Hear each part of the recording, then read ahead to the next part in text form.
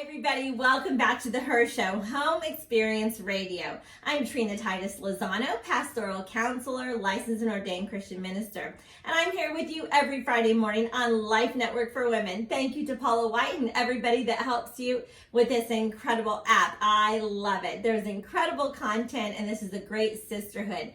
And we are growing, and this is a parenting series to help you grow. And if you do not have this book yet, be sure to pick up your copy, the Home Experience book, Making Your Home a Place of Love and Peace. My mom, Debbie Titus, and I wrote this together, and this is like a handbook for you. And this will be the biggest blessing in your life and for your home. My mom says home is where hearts are formed. And so I'm on this parenting series to help you form the hearts of your children, the ABCs of parenting, the absolute basic criteria for raising the next Christian generation. We want positive results when it comes to raising our children. I have 4 children. I've been married for 38 years, and my children are all grown, and I have 11 grandchildren. And these principles are principles that I have seen my mother, my grandmother, my great-grandmother use. So generation after generation after generation, we are passing the principles that are right here in the Word of God. So now I'm passing these principles to you, and I'm going from A to Z, so be sure to catch the last episodes if you are not all caught up. And I will be going all the way to Z. Today, the letter is V. V is for virtue. You know, right now we are in the year 2021. So this is coming to be the 20-year anniversary since September 11th, the great tragedy that happened here in America when the Twin Towers were crashed and there were terrorists that came and destroyed a very important part of our nation. This was a big tragedy, and we have become aware of the violence that is in our world. And even last year, we saw much violence with riots during the election. And so in this violent world that we are living in, how can we raise our children to be virtuous? Have you ever thought about these violent acts are perpetrated by somebody's child? That's right, the perpetrators are a child of somebody. They had a mother and father that had great plans for their life, probably, or maybe not. Maybe they were orphaned at a young age, or maybe they weren't loved and trained properly. But what I do know is that we want to raise virtuous children, even in a violent world. And so in order to do this, we need to be very intentional about it. So for many, many decades, there has been a lot of attention on raising a child's self-esteem, as if we had the power to do that by giving them trophies and ribbons when they really didn't win. Just for participating, they would get a prize. And this trend really has been destructive, because what it has done, it has raised generations of entitled children. And when children are entitled and they are self-centered, then they lose their self-respect. They lose respect for themselves, they lose respect for others, and they become angry and violent. Their hearts become hardened. And what we're doing is we are raising the standard of respect in our children. We are reintroducing the idea of respect so that our children will be respectful to us and respectful to others. This is so important. Well, when we decide that we want our children to be virtuous, we've trained them to have a conscience that has a love of virtue. You can go back and review. C is for conscience.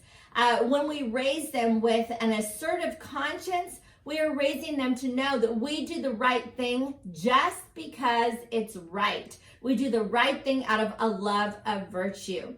When I was young, my mom began a Christian women's magazine. In fact, the first Christian women's magazine in America, and it was called Virtue Magazine. And I became very aware of the word virtue. And I think that your children need to know the definition of virtue. When we raise them to be virtuous, they know what righteousness means. They know the difference between right and wrong. They know the difference between virtuous and violent. And we want them to understand the importance of having virtue in their life. We want to raise children with character. So look at the behavior, look at their actions, and let it show you what their hearts are like. See, if our home is a place of love and peace, then we will raise children whose hearts are formed to be virtuous, to be tender, to be soft, to be secure. If we do not, if there is chaos and fighting in our home, then our children's hearts will be hardened and hindered, and they will become abusive and violent instead of virtuous. So having love and peace in your home is very critical. And so let's turn to Luke chapter 6, verse 45. And here's what it says. A good person produces good things from the treasury of a good heart. So let's always concentrate on our child's heart. Let's feed their heart full of good things. Let's tell them to watch and be aware of the content that they view, because garbage in, garbage out. If they're viewing things that will harden their heart, if they're viewing violence and if they're playing violent video games, okay, this is going to go into their heart and affect their heart. We must be aware of the content that we are allowing our kids to and our grandchildren to ingest, because this affects their heart. Well, this is the good news, that when we put in good things, when we raise the standard of goodness and righteousness and virtue in their little hearts, that will produce good actions. But an evil person produces evil things from the treasury of an evil heart. What you say flows from what is in your heart. This is why we must be very careful about how we talk to our children. As we talk to them, we must lift them up. We must have the power of life in our tongue and understand that when we say virtuous and good things, we're feeding their virtuous heart. When we raise our children with anger and frustration and chaos in the home, that's going to harden their heart, which will ultimately not produce virtue. It will do the opposite. It will make them angry. It will produce violence. So when you are observing your child's behavior and when you are training your child's behavior, be sure to hold the standard of virtue and to discipline any form of violence. Don't allow your children to sit with a victim mentality. Okay, do not encourage self-pity, because someone with a victim mentality, somebody who is so self-focused on their own self-pity, they're not virtuous. They're not thinking of others, but they're only thinking of themselves, and this will ultimately encourage anger. So we want our children to be victorious, okay? Don't let them stay in a victim mentality. A victim mentality means I do not accept any responsibility. So when you are correcting them, be sure that you tell them to accept responsibility. In other words, you can go to them and say, repeat after me. I was wrong.